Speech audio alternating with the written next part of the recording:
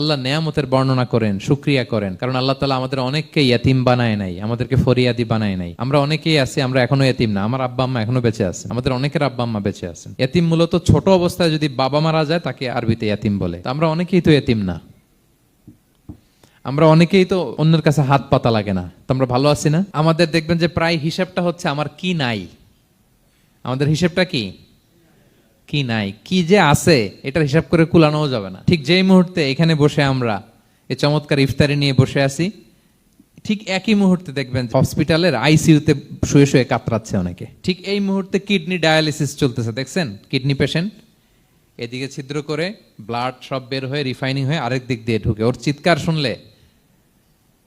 Burn ইউনিটে গেছেন কখনো? আগুনে পোড়া রোগী, আপনার তো অনেক কিছু নাই, আমার এটা নাই ওইটা নেই, আল্লাহ এটা দিল না, এটা নিয়ে আসেন। আপনি বার্ন ইউনিটে একদিন যায়েন, তাহলে বুঝবেন যে আল্লাহ আপনারে কত শান্তিতে রেখেছে।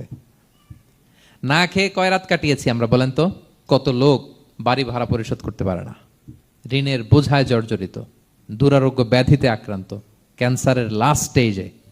তাদের সাথে একটু দেখা করেন, ফোর্থ স্টেজে চলে আসছে ক্যান্সার পেশেন্ট।